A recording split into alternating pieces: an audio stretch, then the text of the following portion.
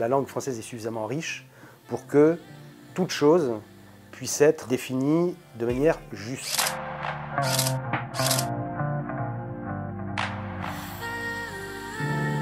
Vers l'âge de 16-17 ans, l'idée d'écrire commençait un petit peu à me travailler, mais ça n'appartenait tellement pas à mon milieu, qui est un milieu assez populaire, que la perspective de devenir écrivain, c'était à peu près aussi envisageable que d'aller passer les vacances sur la Lune. Il m'a fallu aussi du temps pour pouvoir quasiment oser penser qu'un jour, je pourrais peut-être écrire un livre et être publié.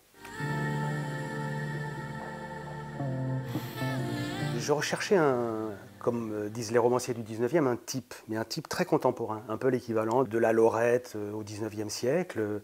Et je me suis dit que la starlette, la jeune femme assez jolie, qui veut réussir à tout prix, était quand même un caractère hyper contemporain et qui me semblait être relativement délaissé par les auteurs. Je me suis dit, je vais essayer de m'intéresser, peut-être pas d'épuiser le sujet, mais de sentir ce qui peut pousser une jeune femme à vouloir être célèbre à tout prix.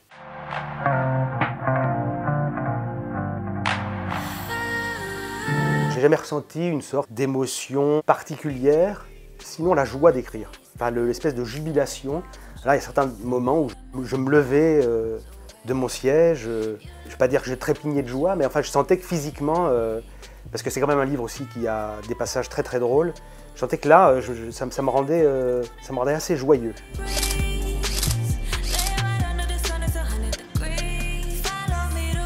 Je ne pouvais pas faire autrement que d'entrer dans sa peau, parce qu'au départ j'ai tenté d'établir une distance, et finalement j'avais adopté un ton plutôt ironique qui ne me convenait pas, et j'ai pris le parti vraiment de la faire mienne et de devenir cette jeune fille, et surtout pour limiter en quelque sorte la distance entre elle et moi, et surtout l'espèce de surplomb. Je ne veux pas dire que Niki Soxy c'est moi, mais pas loin.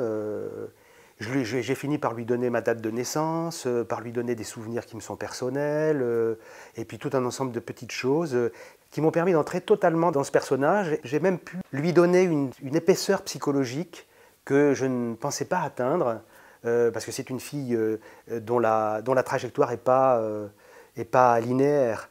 Il y a tout un ensemble de rebondissements qui font que voilà, c'est une fille aussi qui passe du bonheur au désespoir absolu. Je pense qu'il fallait vraiment, pour traduire tout ça, il fallait vraiment entrer totalement dans la peau du personnage et l'aimer, quoi.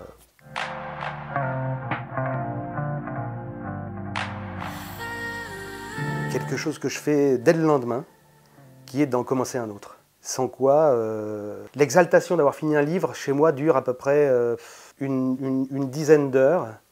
C'est-à-dire le temps que la nuit passe, et dès le lendemain matin, une angoisse, plus qu'une angoisse, une terreur mêlée de désespoir s'empare de moi, et aussitôt je pars sur un nouveau projet.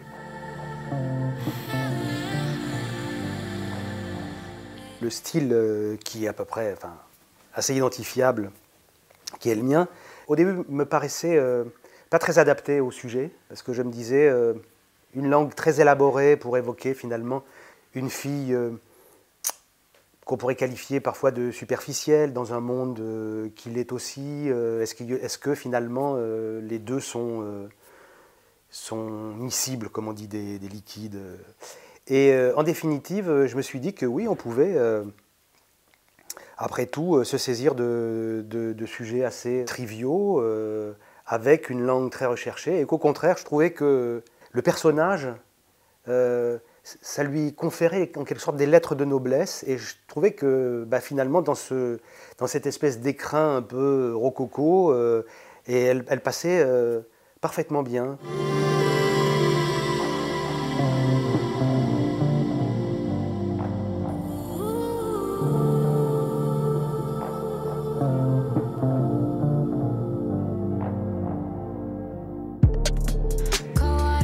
C'est cette idée de justesse que je cherche. Voilà.